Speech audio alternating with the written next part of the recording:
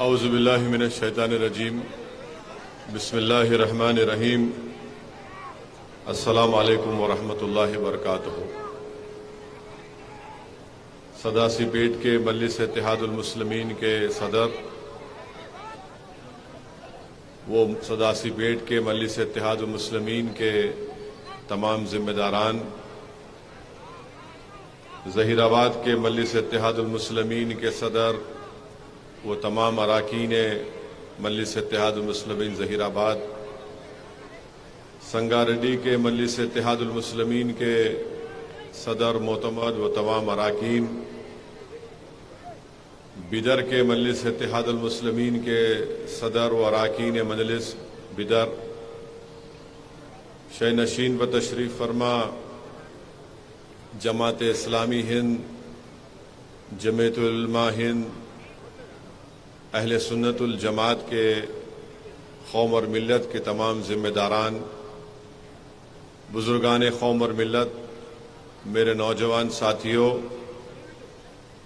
और पसे पर्दा बैठकर सुनने वाली मेरी इज़्ज़तदार और माँ और बहनों, मैं सबसे पहले आप तमाम का शुक्रिया अदा करता हूँ कि आपने अपना कीमती वक्त निकालकर आज के इस जलसे में शिरकत की।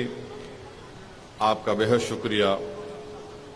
वहीं पर मैं मुबारकबाद देता हूँ मजलिस इत्तेहादुल मुस्लिमीन के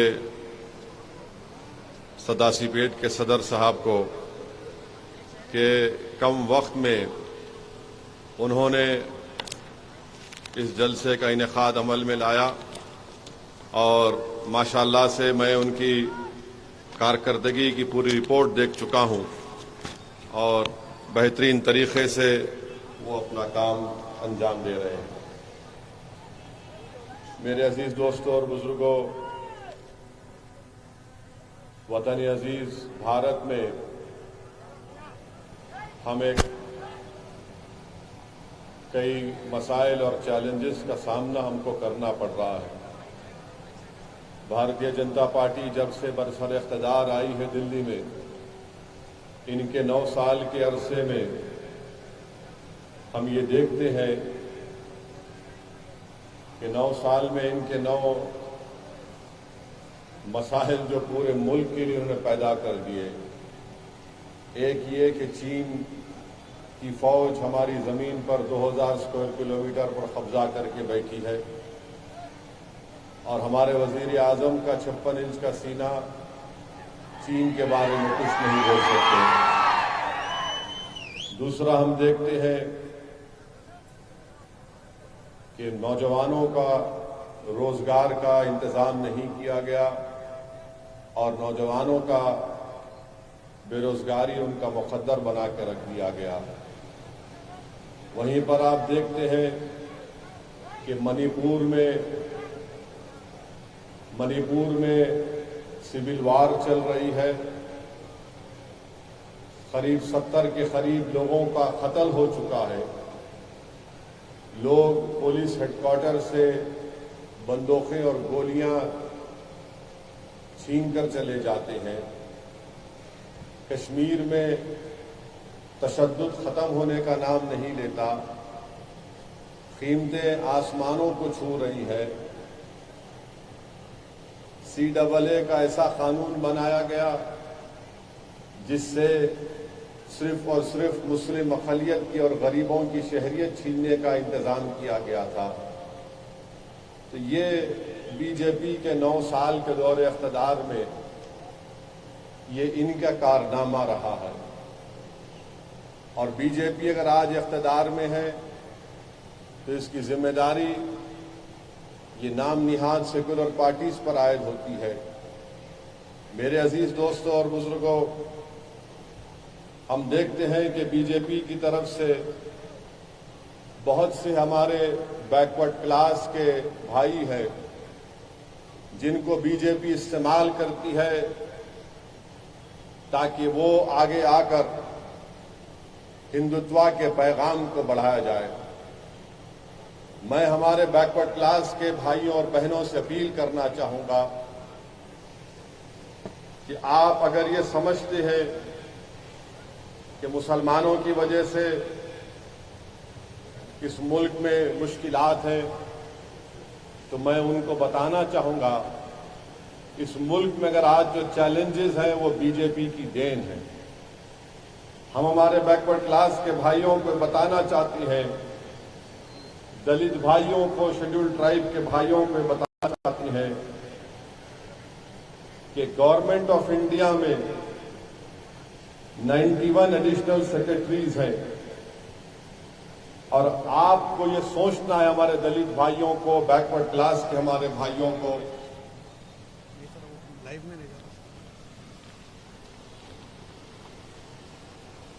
ये सोचना है कि आपकी नुमाइंदगी कितनी है। चलिए, आरएसएस का प्रोपेगेंडा है कि हर चीज के लिए मुसलमान को जिम्मेदार खड़ा कर दो। मुसलमान है तो ऐसा हो रहा है, मुसलमान है तो वो नहीं हो रहा है, मुसलमान है तो ये हक नहीं मिल रहा, मुसलमान है तो पूरा खा ले रहे। आप ये बताइए कि 91 एडिशनल सेक्रेटरी के पोस्ट गवर्नमेंट ऑफ इंडिया में है, इसमें शेड्यूल कास्ट, शेड्यूल ट्राइब और बैकवर्ड क्लास के कितने लोग एडिशनल सेक्रेटरी के पोस्ट पर हैं? सिर्फ 10 शेड्यूल कास्ट, शेड्यूल ट्राइब के एडिशनल सेक्रेटरी हैं और बैकवर्ड क्लास के सिर्फ 4 हैं। अब आप बताइए कि आपकी तरक्की को रोकने में कोई मुसलमान आ रहा है? आपको इस्तेमाल किया जा रहा है। और फिर 245 ज्वाइंट सेक्रेटरीज हैं, जिसमें शेड्यूल कास्ट, शेड्यूल ट्राइब के 26 हैं और बैकवर्ड क्लास के 29 हैं। बैकवर्ड क्लास का अभी तक तो कोई पॉपुलेशन का सही नहीं हुआ है, मगर माना जाता है 27% है।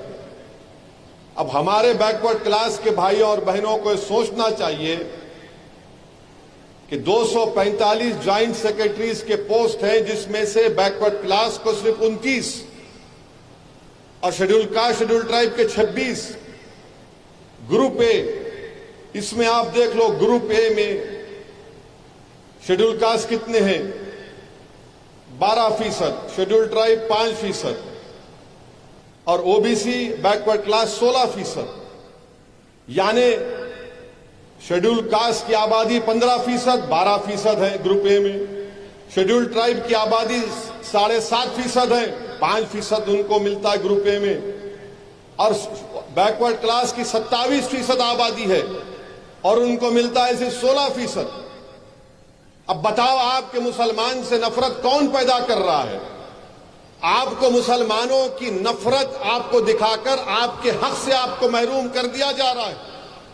मैं आज के इस जलसे से आपको पैगाम देना चाहता हूं कि जरा होश के नाखून लीजिए। अच्छा, आप सेंट्रल यूनिवर्सिटीज में आ जाइए, सिर्फ 9 बैकवर्ड क्लास के प्रोफेसर सेंट्रल यूनिवर्सिटीज में काम कर रहे हैं, जबकि 313 का कोटा है। तो हमारे बैकवर्ड क्लास के भाइयों को सोचना है, चाहे मुनूर कापू हो, मुदिराज हो, गौड़ हो, यादवा हो, बताओ फिर ये हक क्या मुसलमान ले रहा है? आपको इस्तेमाल किया जा रहा है। 9 सिर्फ प्रोफेसर के पोस्ट हैं टीचिंग के सेंट्रल यूनिवर्सिटी में, जबकि 313 का कोटा है। इसका मतलब यह है कि अपर कास्ट के लोग सबसे ज्यादा खा के बैठे हैं। और लड़ाया किसको जा रहा है? मुसलमानों से। किसके दिलों में नफरत पैदा की जा रही? अच्छा, अब जो इंफॉर्मेशन 10 मिनिस्ट्रियों की है, पब्लिक सेक्टर बैंक्स की है, सेंट्रल पब्लिक सेक्टर अंडरटेकिंग्स की है, अब आप ये बताइए कि इसमें जो बैकलॉग पोस्ट है 92,589 बैकलॉग पोस्ट है, इसको अगर फिल किया गया तो 2012 अप्रैल से 2 दिसंबर 2016 तक इसकी फुलफिल हुआ, माने फिल किया गया। अब तक 13,035 पोस्ट बैकवर्ड क्लास के खाली पड़े हैं। क्या असदुद्दीन ओवैसी का भड़काऊ भाषण उसको रोक रहा है उन पोस्टों में फिल करने के लिए? पूछो आप हमारे बैकवर्ड क्लास के भाइयों को पूछना चाहिए। अच्छा, जो गवर्नमेंट पार्लियामेंट में डेटा टेबल करी है, 10 सेंट्रल डिपार्टमेंट है गवर्नमेंट ऑफ इंडिया के, defence production, railways, financial service, post, defence, housing, urban affairs, home affairs, atomic energy, revenue, education. ये जनवरी 1, 2021 का डेटा बोल रहा हूं। शेड्यूल कास्ट के वेकेंट पोस्ट हैं 17,880। शेड्यूल ट्राइब के वेकेंट पोस्ट हैं 14,000। हमारे बैकवर्ड क्लास के भाइयों के पोस्ट खाली है 19,280। यानी तीनों को मिला लिए तो 51,000 पोस्ट खाली है। और हमको कहा जाता है मुसलमान जिम्मेदार है। मुसलमान कहां जिम्मेदार है? जिम्मेदार तो नरेंद्र मोदी है जो आपको नौकरियों से महरूम रख रहा है। जिम्मेदार तो आरएसएस है जो आपको प्रोफेसर के ओहदों पर नहीं लाना चाहती है। जिम्मेदार तो हिंदुत्व की आइडियोलॉजी है जो आपको नौकरियों से महरूम रख रही है। और क्या बोलते? नहीं, मुगल बादशाह अकबर जिम्मेदार है, औरंगजेब जिम्मेदार है। अरे अकबर औरंगजेब को मर के कितने साल हो गए? 400 साल, 300 साल। मगर ये तो नौकरियां हैं ना। 9 साल में आपको कितनी नौकरी मिली बताओ गवर्नमेंट ऑफ इंडिया में? तो हमारे बैकवर्ड क्लास के भाइयों और बहनों को यह सोचना है, जो मैं डेटा दे रहा हूं, जो दे चुका हूं, अगर कोई इनकार कर रहा तो बोलो, किसी मुकाम पे वक्त तय करो, मैं आने तैयार हूं। कोई चड्डी वाले आरएसएस को लाके बिठाओ, 5 मिनट नहीं बैठ सकता हमारे सामने। मगर अब जो बैकवर्ड क्लास के लीडर्स बीजेपी में, उनकी जबान इस पे नहीं खुलती कि भाई इतने पोस्ट खाली क्यों हैं, इसका जिम्मेदार कौन है?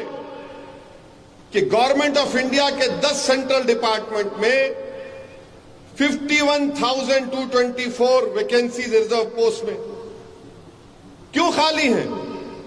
खाली 34,000 फिल किया गया। इस पे बोलो, नहीं बोलते।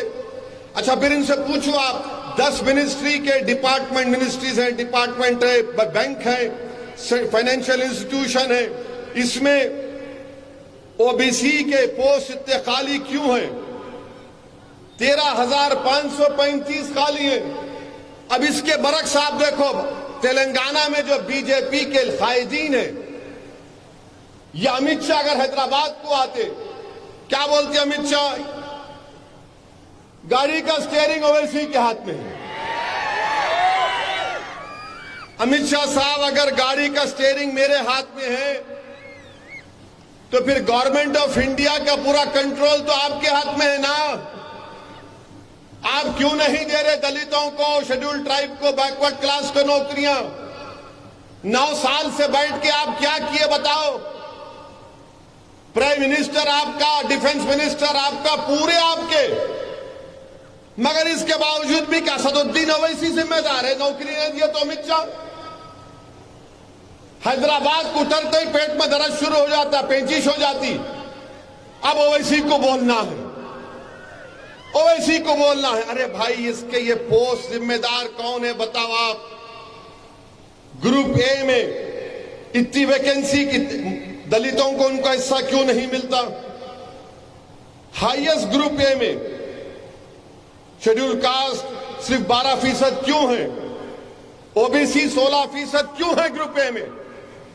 बोलो अमित शाह, बोलो बीजेपी वालों। कुछ नहीं बोलेंगे इस पर। हमारे बैकवर्ड क्लास के भाइयों और बहनों को यह बात सुनना पड़ेगा। आपको मुझसे नफरत हो सकती है, नफरत करो आप, मुझे कोई इतराज नहीं है। मगर याद रखो, असदुद्दीन ओवैसी की नफरत में इतने अंधे मत हो जाओ कि तुम बर्बाद हो जाओगे। तुमको नौकरी नहीं मिल रही है, तुमको नौकरियों से दूर रखा जा रहा है। क्यों? क्योंकि मुसलमान का खतरा दिखा दो। हद तो यह हो गई कि सेक्रेटेरिएट बन गया, तो सेक्रेटेरिएट बना तो बीजेपी का एक लीडर बोलता कि उसमें गुंबदें हैं, हम आए तो तोड़ देंगे। अबे तोड़ दे, अभी तोड़ दे, क्या करना है हमको? तुम क्यों इंतजार करते हो इख्तियार में आने का? तुमको तो जरूरत ही नहीं है ना। तुम तो 6 दिसंबर को 1992 को सुप्रीम कोर्ट का वादा करके तुमने बाबरी मस्जिद को शहीद करा। तो जाओ सेक्रेटेरिएट तोड़ दो, लेके जाओ एक 5-6 लाख के मजमे को, बोलो हम खाली गुम्मत तोड़ते, तोड़ो। वो गुम्मत नहीं है। सेक्रेटेरिएट का जो नक्शा बनाया गया है, बोधन में एक पुरानी मंदिर है, गुजरात में एक हनुमान की मंदिर है, महबूब नगर में एक घर है, उसको देखकर डिजाइन किया गया, मगर इनको गुंबद नजर आई। अरे क्या ख्वाब में भी तुमको शेरवानी नजर आती क्या? सेक्रेटेरिएट के गुंबद को तोड़ देंगे। तोड़ो, अभी भी तोड़ सकते हैं आप जाके, आप तो तोड़ने में माहिर हैं, आप तो तोड़ ही सकते हैं। आप जोड़ कहां सकते हैं? आप जोड़ना आपको आता नहीं, दिलों को तोड़ना आपको आता है, मिलाना आपको नहीं आता, नफरत फैलाना बीजेपी को आता है। मगर ये जो पॉइंट है, इस पर बीजेपी को जवाब देना है, अमित शाह को जवाब देना है। जो तेलंगाना के बीजेपी के लीडर बात करेगी पाता बस्ती नहीं, वहां पे लाइट चोरी होती नहीं, लाइट डायरेक्ट लेती। अरे तुम झूठ पे झूठ बोले जा रहे हो। इलेक्ट्रिसिटी डिपार्टमेंट का डेटा आया है कि पुराने शहर में चोरी नहीं होती, उनका जो जितना कंजम्पशन है, कितना रेवेन्यू आ रहा है देख लो उसमें। मगर नहीं, पाता बस्ती। अरे दीवाने, पाता बस्ती में हमारे हिंदू भाई भी रहते हैं, दलित भाई भी रहते हैं, बैकवर्ड क्लास के भाई भी रहते हैं, और बड़ी तादाद में रोज दारुसलाम को आकर इस दीवाने से काम भी लेकर जाते हैं। मगर नहीं, नफरत करना इनका काम है। नहीं, नो सेक्रेटेरिएट में वो कर दिए, वहां पर ऐसा कर दिए। ये तेलंगाना के बीजेपी के कायदीन बात करेंगे एक ही बात, नहीं ओवैसी चला रहा गवर्नमेंट को, मैं चला रहा हूं गवर्नमेंट को। तुम्हारे चिचा होंगे केसीआर, मेरे नहीं है क्या? नहीं, उन्होंने सुनते हूं। अरे कौन सुनता हमारी बात? हम तो ताकत के बलबूते पर अपनी बात को मनवाते हैं। ये जो मजमा आज बैठा हुआ है, ये पैगाम दे रहा है टीआरएस को भी, बीजेपी को, कांग्रेस को भी, ये पैगाम दे रहा है। और ये बोलते हैं कि नहीं, इन्हों ऐसा कर रहे, इनकी वजह से तेलंगाना में हिंदू खतरे में है। अरे तेलंगाना में अगर कोई खतरे में है तो तेलंगाना के बीजेपी के लीडर्स परेशान हैं कि अब क्या होना है, क्या कर सकते। अच्छा, हम बार बार, मैंने आदिलाबाद के जलसे में भी बोला, ये अमित शाह बोलते आके, क्या बोलते हैं उन्होंने, स्टीयरिंग ओवैसी के हाथ में है, हम 4% निकाल देंगे, वो कर देंगे। अरे अमित शाह साहब, अब आप बोलो स्टीयरिंग मेरे हाथ में अगर है तो बीआरएस की हुकूमत ने 2500 करोड़ खाली मंदिरों के अपकीप और पुजारियों के लिए खर्चा किया है। स्टीयरिंग मेरे हाथ में है। चीफ मिनिस्टर ने जगतियाल डिस्ट्रिक्ट में हनुमान मंदिर कॉम्प्लेक्स कोडागट्टू में वादा किया कि 1000 करोड़ रुपया लगाएंगे। स्टीयरिंग मेरे हाथ में है। 1000 करोड़ का वादा चीफ मिनिस्टर ने किया।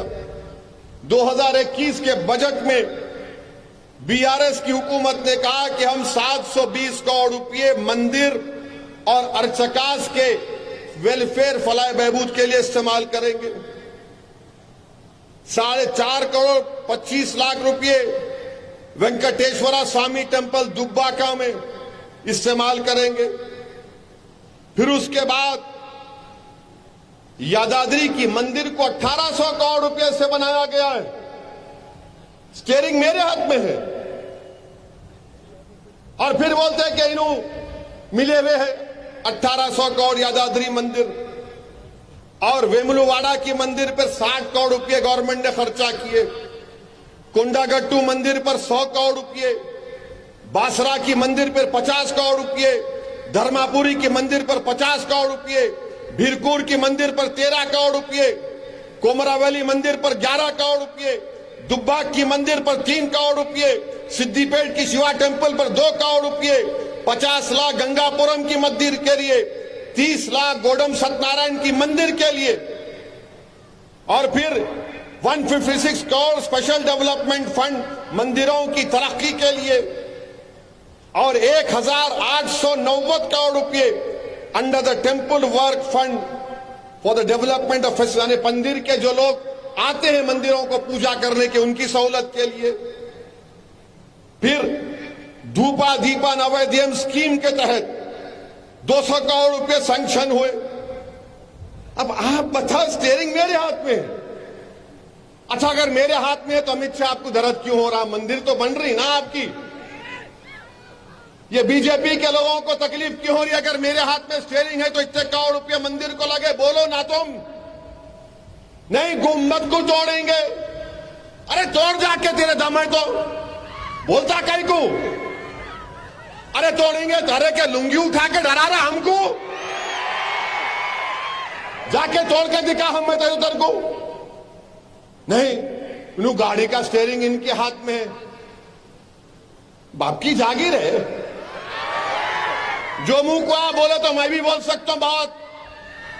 नरेंद्र मोदी से लेके पूरा शिद्रा निकाल देता हूं आरएसएस का, खड़े खड़े यहां पे बोले जा रहे।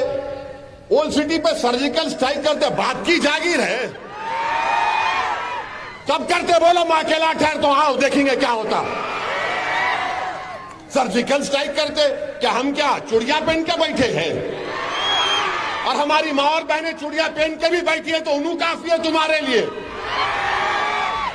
पाता बस्ती में सर्जिकल स्ट्राइक, अबे जाके चीन पे कर दम है तो बोल नरेंद्र मोदी को कि चीन को खाल के फेंको। डेप्सांग और डेमचाक से 2000 स्क्वायर किलोमीटर चीन कब्जा करके बैठा। नहीं, हम ओल्ड सिटी पे सर्जिकल स्ट्राइक करते।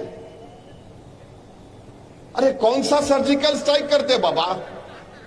अच्छा ये देखो आप, ये बीआरएस पार्टी कर दी तो इनको दिखा, कांग्रेस वालों को बड़ी तकलीफ हुई। नु बोले ओहो, बीआरएस इतना करी तो उन्होंने ऐलान कर दिए। क्या ऐलान करे? कांग्रेस पार्टी के सदर ऐलान किया कि अगर उन्होंने पावर में आ गए तो उन्होंने जो है 100 राम मंदिर हर असेंबली कॉन्स्टिट्यूंसी में 10 करोड़ से एक लागत से बनाएंगे। अरे क्या हो रहा मेरे भाई, ये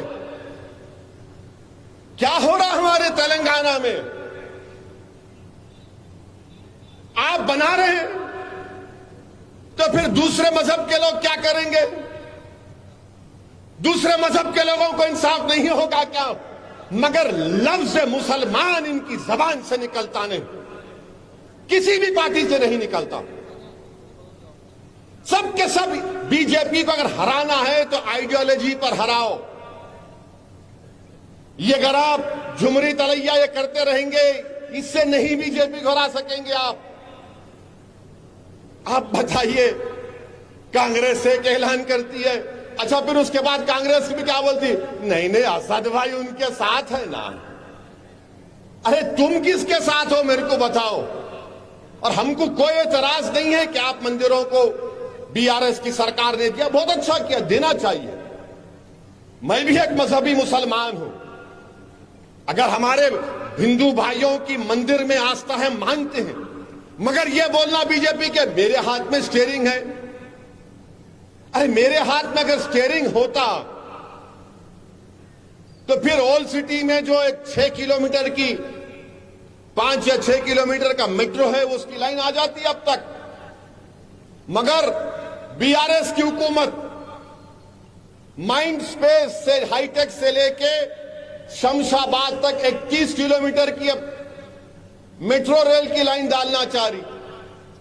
ओल्ड सिटी में जो एक हिस्सा बाकी है फलकनुमा तक, उसको 500 करोड़ रुपए होना, मगर बीआरएस की हुकूमत जो है माइंड स्पेस से शमशाबाद एयरपोर्ट तक 5680 करोड़ का टेंडर कॉल कर दिए, मगर स्टीयरिंग मेरे हाथ में है। बीएचईएल से लेकर लाइन यहां तक थी, कैंसिल हो गई, मगर स्टीयरिंग मेरे हाथ में है। आखिर क्या हो रहा है ये? यही तो आपको बताना चाह रहा हूं। फिर यहां पर आप देख लो, मजलिस इत्तेहादुल मुस्लिमीन ने तेलंगाना की हुकूमत को सितंबर 2021 में हमने एक डॉक्यूमेंट बनाकर बीआरएस हुकूमत को दिया कि जिस तरह हमारे दलित भाइयों को दलित बंधु की स्कीम में 10-10 लाख रुपए दिए जा रहे, हमने पूरा डेटा बनाकर दिया सितंबर 2021 में कि मुसलमान जो तेलंगाना में है उसमें 5% मुसलमान बिलो पॉवर्टी लाइन के। हमने ये बीआरएस हुकूमत से डिमांड किया कि उन मुसलमानों में से 5% जो बीपीएल में, उसमें से 1% को 1% मुस्लिम्स को आप 10 लाख एक खानदान को दो। आपको मालूम कितना खर्चा आता खाली उसका? 900 करोड़ रुपए। तेलंगाना का बजट करीब 2.5 लाख करोड़ है मेरे ख्याल से। 2.5 लाख करोड़ में रेवेन्यू आता है 1,70,000 करोड़ का। 900 करोड़ का हम बोले बीआरएस को स्टीयरिंग मेरे हाथ में है। बोले ना क्यों नहीं देते गरीबों को, जब दलित भाइयों को गरीबी की बुनियाद पर मिल रहा है। और मैं जिम्मेदारी के साथ बता रहा हूं, जो बीपीएल फैमिलीज तेलंगाना में, मुसलमानों के बीपीएल दलितों से भी गरीब है तेलंगाना में। आप दो, उनको भी दो। मगर बदनाम मैं हो जाता हूं कि ओवैसी इस तरह का तकरीर करता है। आपको क्या जरूरत थी इस तरह की बात करने की? 900 करोड़ रुपयों से खाली डीबीटी। और कितना रेवेन्यू है? रेवेन्यू एक्सपेंडिचर तेलंगाना का 1,70,000 करोड़ के बराबर है। कितना आपको देना पड़ेगा? कुछ नहीं है इसमें। इसीलिए हम तेलंगाना की हुकूमत से इस बात का डिमांड करते हैं कि तेलंगाना के जो मुसलमान बीपीएल फैमिलीज है उसमें 1% लोगों को आप दलित बंधु की स्कीम की तरह मुस्लिम बंधु स्कीम का ऐलान करो। और 10-10 लाख रुपए उन गरीबों को मिलना चाहिए। क्यों नहीं मिलना बताओ आप? अगर मैं डेटा खोल के बताऊंगा तो आप हैरत करेंगे। पूरी स्टडी मेरे पास है। आप अंदाजा भी नहीं कर सकते कि गुर्बत जो बीपीएल बिलो पॉवर्टी लाइन जो मुसलमानों में दलितों से भी गरीब है, शेड्यूल ट्राइब के बराबर गुर्बत है। मगर हम पे इल्जाम लगा देते इन उनसे मिले हैं, इन इनसे मिले हैं। अरे तुम लोग पूरे एक जगह बैठ जाओ, मैं तुम्हारे को बिरयानी खिलाता हूं। तुम्हारे को बड़े की पसंद नहीं, छोटे की खिलाता हूं। छोटे की पसंद नहीं, तरकारी की खिलाता हूं। तुम लोग तीनों एक कमरे में बैठ कर डिसाइड कर लो, गाड़ी वाले, हाथ वाले, कमल वाले, ओवैसी क्या है। मगर तीनों के लिए हम भाईजान बने हुए हैं। तीनों के लिए हम भाईजान बने हुए हैं। अरे ये क्यों बोले आप? अरे क्यों नहीं बोलूं मैं? सच्चाई को बयान कर रहा हूं, झूठ नहीं बोल रहा हूं। डेटा दे रहा हूं। माहिरीन को बिठाकर, प्रोफेसर आमिरुल्लाह खान हो, प्रोफेसर शाबान साहब हो, उनको बिठाकर वो लोग बना कर दिए ये दो। मगर आप सुनने तैयार नहीं। 2200 करोड़ का यकीनन बजट है माइनॉरिटीज का। उसमें से 1617 करोड़ स्कूलों में चले जाते, 400-500 करोड़ उसका ऑफिस का खर्चा है। अच्छा, वो स्कूलों को आपने ग्रेजुएट डिग्री तक लेकर चले गए, वो 100 करो। गाड़ी की स्कीम का क्या हुआ बताओ मेरे को? उसके बारे में कोई जवाब नहीं देंगे। बीजेपी बोलती पाताबस्ती सर्जिकल स्ट्राइक करेंगे, ओवैसी के हाथ में स्टीयरिंग है। फाइनेंस मिनिस्टर तेलंगाना बोलते कि हर असेंबली हल्के में हम एक दवाखाना खोलेंगे 100 बेड का। बहुत अच्छा है, खोलिए आप, गरीबों को फायदा होगा। मगर उस अस्पताल को चलाने डॉक्टर कहां से आएंगे? मैं पिछले 5 साल से पुकार रहा हूं, अरे उस्मानिया हॉस्पिटल को बनाओ, नई बिल्डिंग है बनाओ। मीटिंग लिए पिछले साल मई में, finance minister, health minister, Mahmood Ali deputy CM बैठे थे मर्री चन्ना रेड्डी के एचआरडी ऑफिस में। बोले कि देखो ऐसा नक्शा बनाए, ऐसा बनाएंगे, पुरानी बिल्डिंग को रखेंगे, इसके तरफ में ऐसा बनाएंगे, वो बनाएंगे।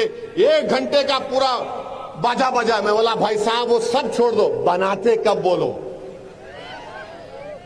बनाते कब ये बोल दो। साउथ तेलंगाना का सबसे बड़ा मरकज उस्मानिया हॉस्पिटल,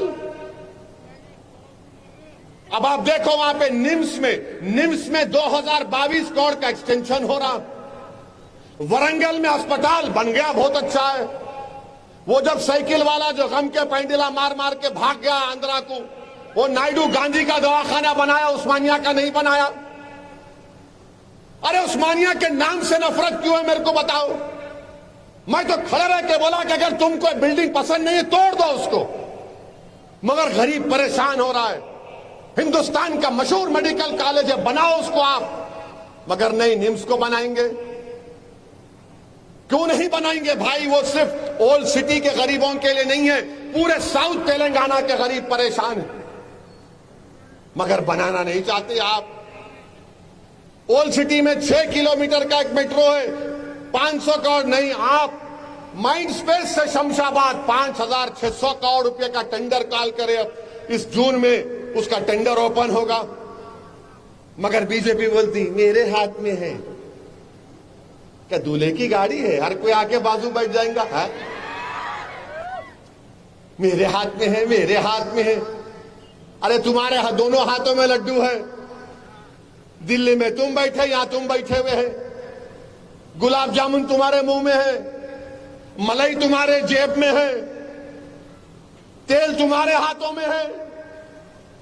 हमारे पास क्या अपनी जबान है जो तुमको पसंद नहीं आती, इसलिए कि सच्चाई को बयान करती है। तुम यही चाहते ना कि सच्चाई को बयान ना करो।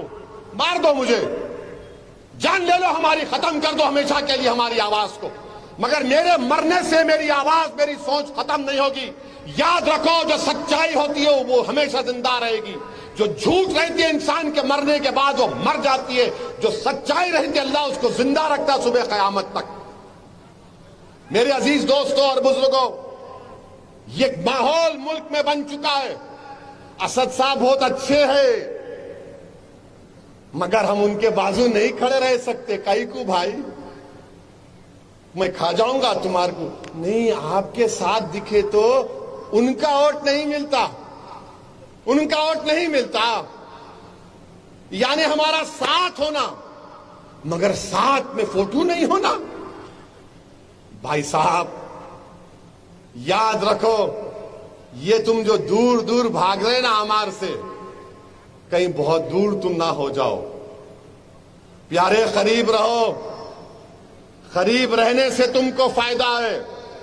मगर पूरे मुल्क में ऐसी माहौल है, जितने सेकुलर पार्टियां हैं, चाहे वो आरजेडी हो, लालू की पार्टी हो, मुसलमान होना मगर मुसलमान बाजू नहीं होना।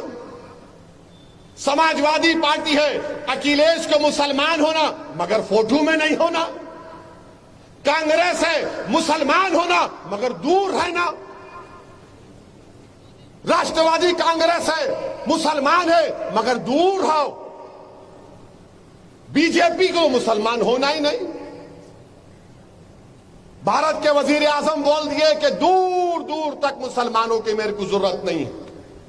एक मुस्लिम एमपी बीजेपी के पास नहीं है, एक मुस्लिम मिनिस्टर नहीं है, और फिर बीजेपी थालियां मार के बोलती सबका साथ, सबका विकास, सबका विश्वास। क्या ड्रामा कंपनी है भाई ये। मगर बीजेपी ऐसा कर रही तो सब सेकुलर पार्टी बोल रही नहीं नहीं नहीं, असद भाई अपने ही छे। मगर जरा माहौल देखो आप, माहौल क्या देखने का है। नफरत का मुकाबला नफरत से नहीं कर सकते, जहर का मुकाबला जहर से नहीं कर सकते, डर का मुकाबला डर पैदा करने से नहीं कर सकते।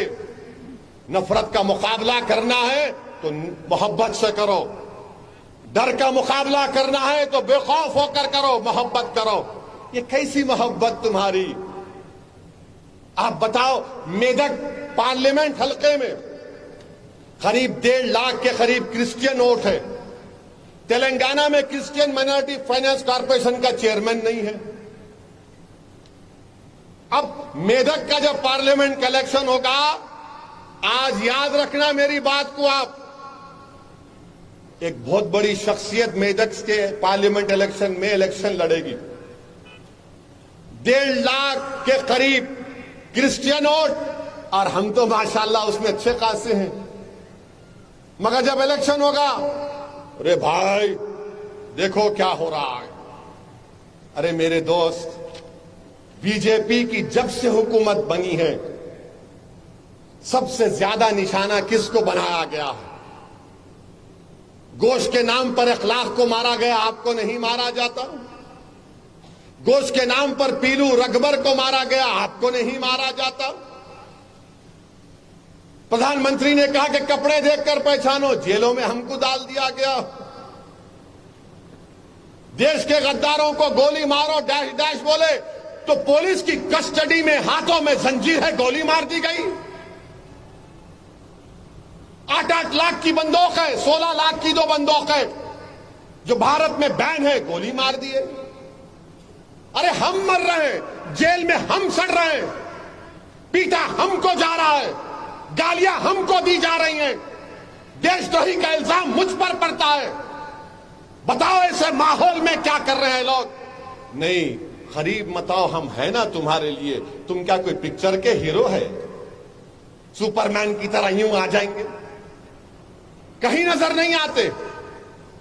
हम तमाम से कह रहे हैं, बशमूल बीआरएस की हुकूमत से, याद रखो फिरका परस्ती का ये नाग सांप अपना सर उठा रहा है। अगर तुम इस नाग सांप का मुकाबला नहीं करोगे तो फिर नुकसान तुम्हारा होगा।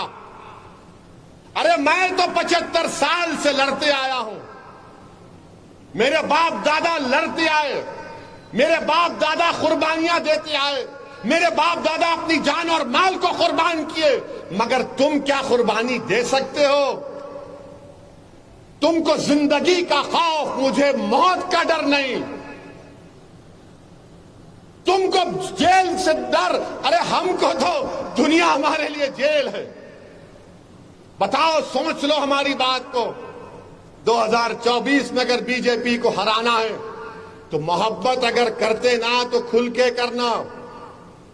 ये खाली चिलमन के पास उन्होंने आए नहीं आए, चेहरा दिखा नहीं दिखा। अरे जब प्यार किया तो खुल के बोलो हम प्यार करते तुमसे।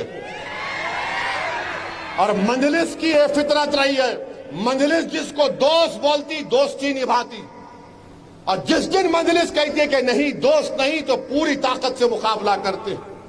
उस पोजीशन पर मत लाओ मंजलिस को, उस पोजीशन पर मत लाओ हमको।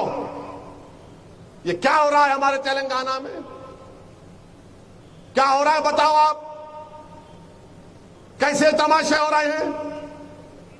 जगतियाल में हमारी बहन बस में बैठी है, झगड़ा होता है 2 औरतों का, खत्म था। पुलिस कैसा ही आता, आके थप्पड़ मारता उसको और खाली ट्रांसफर कर देते हो उसको। आप उल्टा उस बच्ची पे मुकदमा है, बच्चों पे मुकदमा है। अच्छा किए जो एहतजाज किए। मैं सलाम करता हूं उन तमाम मुसलमानों को जिन्होंने उस बच्ची कर जो तमाचा मारा, उस पर एहतजाज किया। मैं सलाम करता हूं तुमको। कुछ नहीं होता, डरने की जरूरत नहीं है। अगर तुम ऐसी डरते रहोगे केस बुक हुआ के अरे छोड़ो निकालो। मगर क्या हो रहा है? बोले जा रहे हैं, गालियां दिए जा रहे हैं। हर कोई बीजेपी का आता गाली देता हमको। आईपीसी इस्तेमाल क्यों नहीं किया जाता उन पर? अरे नहीं नहीं, इधर ठहरो भाई, इतना जज्बात में मत करे। क्या जज्बात में नहीं आना? कानून नहीं है क्या? कानून का इस्तेमाल नहीं होगा? मेरे अजीज दोस्तों और बुजुर्गों, फिर आप आ जाइए। आपके जिले में हमारे सदर साहब लंबी एक लिस्ट बना के दिए कि साहब जरा बोलो इसके बारे में।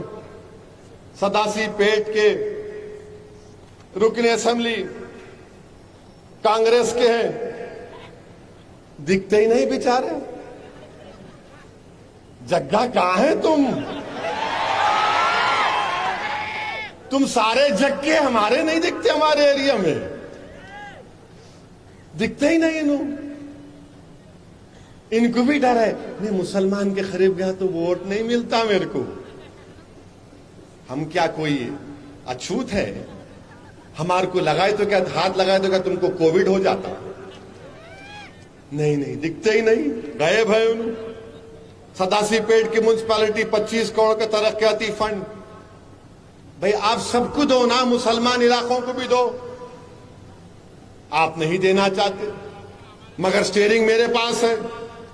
कब्रस्तान की 5 एकड़ अराजी बाउंड्री वाल के साथ दिया गया, मगर उसको इस्तेमाल करने के लिए और फंड होना, मगर नहीं।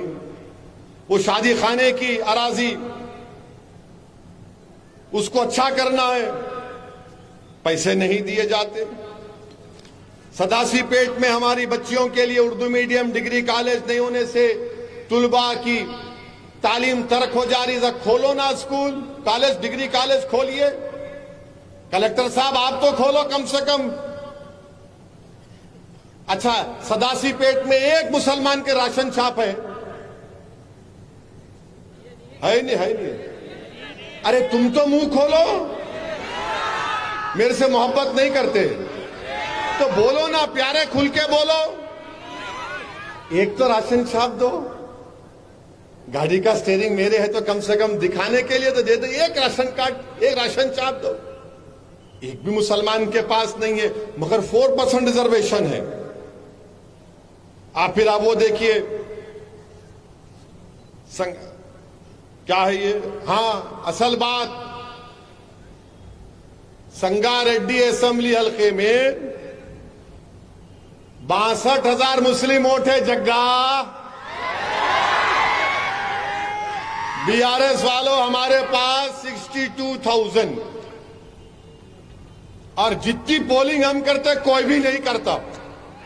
उस दिन हम लोग मोहब्बत में दीवाने होते, नहीं जाके मारना, ठकाठक ठकाठक ठकाठक मारना।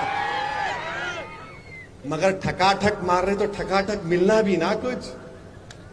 हाई ठकाठक मारे, मगर उसके बाद हाँ मिलेंगे, हम है ना, आई को फिक्र कर रहे तुम। उनके 4-5 चमचों को भी जाते, अरे नहीं नहीं नहीं ऐसा है, अरे ये चोर है पूरे ये चमचे, ये अपना उल्लू सीधा कर लेते। तो ये काम है संगारेड्डी के असेंबली सदासीपेट में। फिर हमारे ख्वाजा साहब संगारेड्डी के मजलिस के सदर, उन्होंने बोले कि वक्फ बोर्ड की जमीन जो है 5 किलोमीटर दूर है, कब्रस्तान की सैंक्शन हुई। और फिर सर्वे नंबर 311 में वक्फ की जमीन है। ख्वाजा साहब उस जमीन पे कब्जा कर रहे टीआरएस के कारपोरेटर। क्यों? तुम्हारे अम्मा में जहेज में आई थी ये? ऐसे ही बोलना पड़ता है इन लोगों को। सर्वे नंबर 311 में वक्फ की जमीन है, वार्ड नंबर 16 में। इनके अम्मा के जहेज में आई थी क्या? वक्फ की जमीन है, तुम्हारे बाप की नहीं है, वक्फ बोर्ड की है। कैसा कब्जा हो रहा? वो रोकना चाहिए इसको। ये क्या है? यानी इलेक्शन आएंगे तो सब मिठे खट्टे बातें। तैयार हो जाओ बाप, अब यहां से शुरू होने वाला है भाइयों बहनों। अब इस जहीराबाद में हमारे सदर साहब बता रहे, इलेक्शन के वक्त 25 एकड़ जमीन मुसलमानों को कब्रस्तान के लिए देने का वादा किए। 4.5 साल हो गए। एमएलए साहब इलेक्शन हार गए तो क्या होता मालूम आपको? आपको कोई पूछता नहीं, गली का भी उन्हें नहीं पूछता आपको। जो वादा किए पूरा करो आप। और फिर उसके बाद हमारे मजलिस के एक दलित कायद है, कोहिर मंडल से जेडपीटीसी का इलेक्शन लड़े, 1500 वोट लिए हार गए। एमएलए को जाके बोले एक दलित बंधु दो।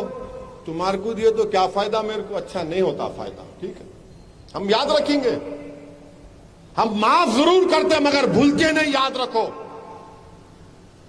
ये आपका कारनामा है जमीन के ऊपर। आखिर ये कैसे होगा? मेरे अजीज दोस्तों और बुजुर्गों, मैं आपसे अपील कर रहा हूं कि इस असेंबली इंतखाबात में हमको सोच समझ कर अपने वोट का इस्तेमाल करना है। मैं आया इसलिए हूं कि आप तमाम से मशवरा करने के लिए। बुजुर्गों से उनकी राय हासिल करने के लिए, हालात का जायजा लेने के लिए, और हुकूमत का भी ये काम है कि हमारी ये बातों को नोट करें। मैं जो कह रहा हूं इसलिए कह रहा हूं ताकि आप जाकर हुकूमत तक हमारी बात को पहुंचाएं। और माशाअल्लाह से जहां कहीं मेरा जलसा होता है वहां पर मोदी की तरफ से कदमी होता और रियासती पुलिस की तरफ से कदमी होता, दोनों लिखते साबिनु लव लेटर ये है आपका सदुद्दीन ओवैसी ये बोले आपके बारे में।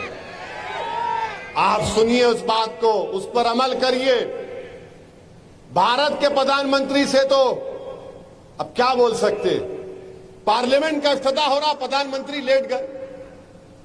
देखे फोटो, आप देखे नहीं देखे, देखो ऐसा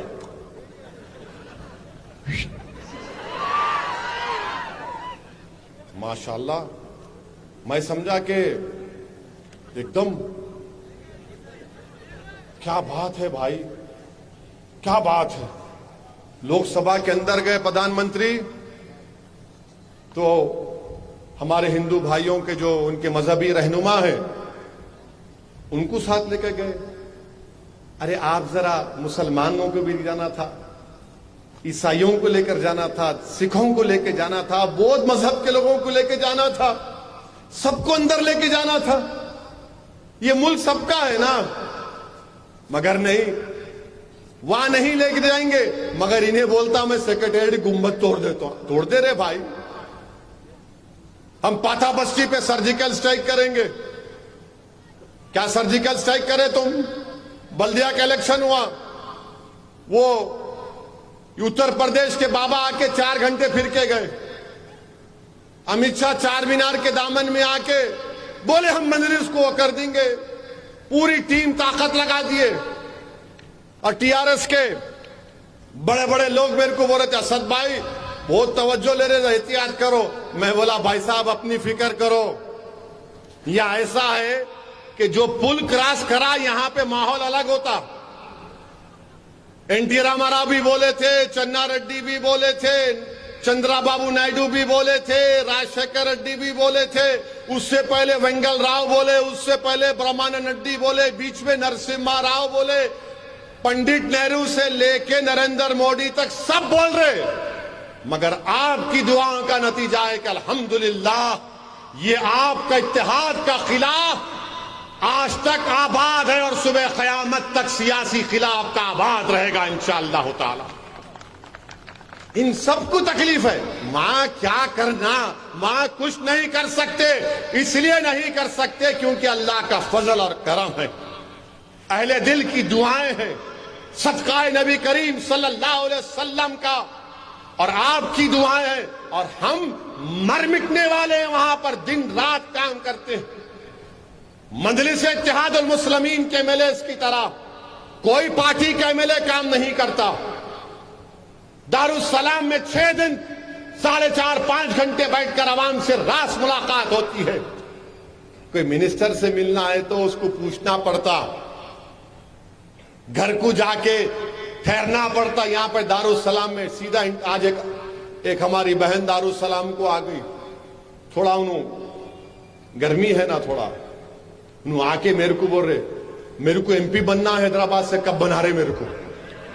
मैं बोला है मेरा कंपटीशन तो मैं समझ रहा था बीजेपी है, इन्हों आगे मिला बैठो बहन, नहीं नहीं नहीं मेरे को एमपी कब बना रहे? ये दारुस्सलाम है। मेरे अजीज दोस्तों और बुजुर्गों, यहां पर मजलिस इत्तेहादुल मुस्लिमीन की एक नई तंजीम को बनाया गया है। मेरी आपसे गुजारिश है कि आप इनको मजबूत करिए।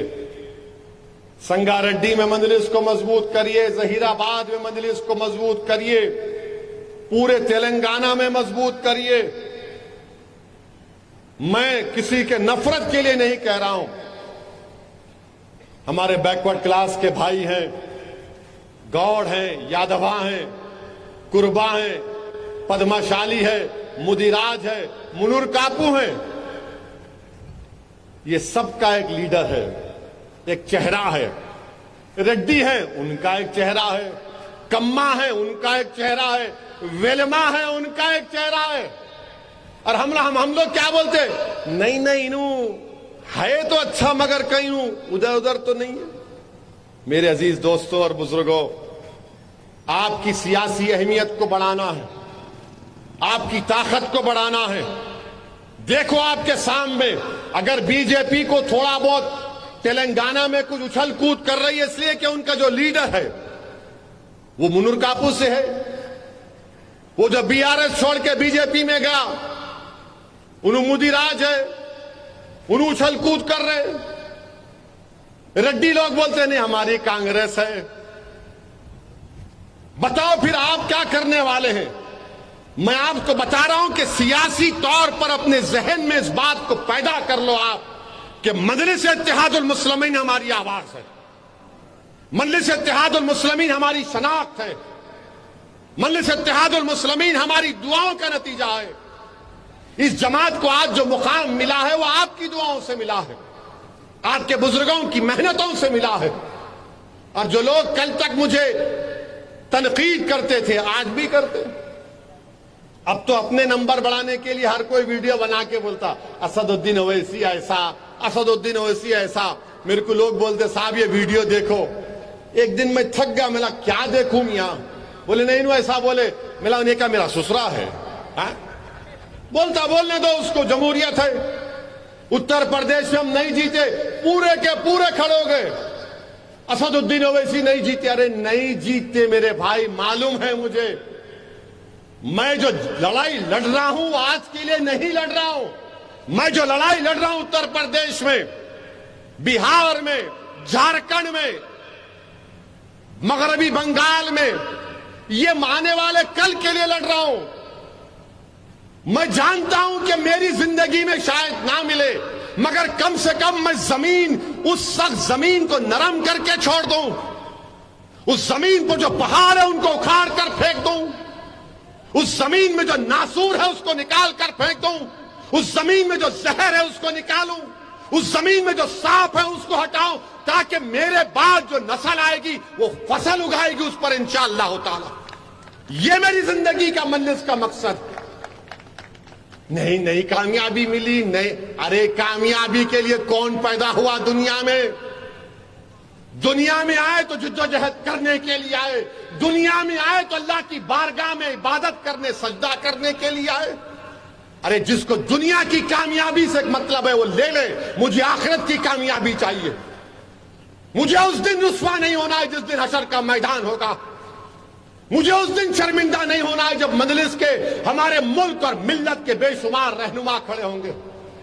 मुझे उस दिन रुस्वा नहीं होना है जब कमली वाले के सामने हम सब खड़े होंगे।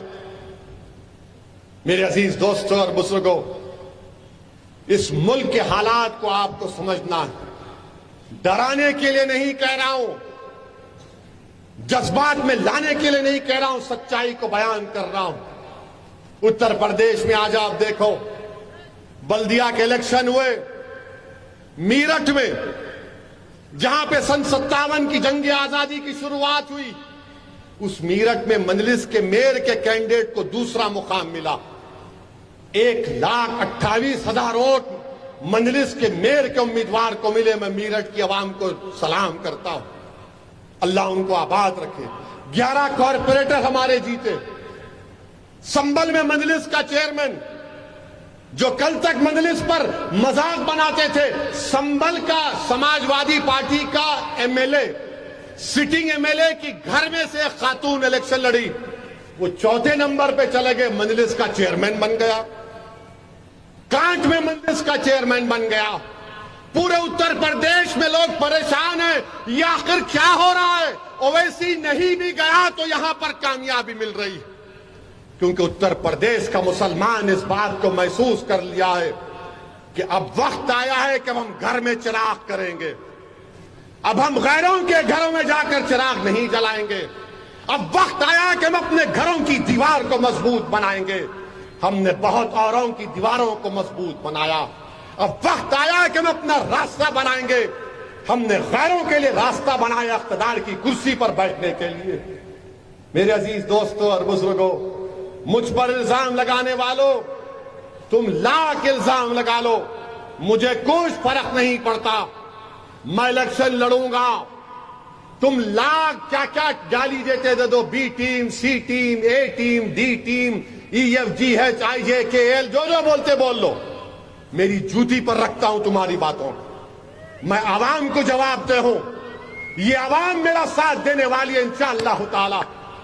जो मुनाफिकीन हैं, जो बीजेपी से डरने वाले हैं, जो मोदी से डरने वाले हैं, जो इख्तिदार की कुर्सियों पर बैठने वालों से डरने वाले, वो तो घर में बैठकर ही मजलिस पर तनकीद कर सकते। अरे मेरी गाड़ी पर 6-6 गोलियां चलाई गई, बोलो किसका सौदा किया? क्या मैंने अपनी जान का सौदा किया था? क्या मेरे घर में बीवी बच्चे नहीं हैं?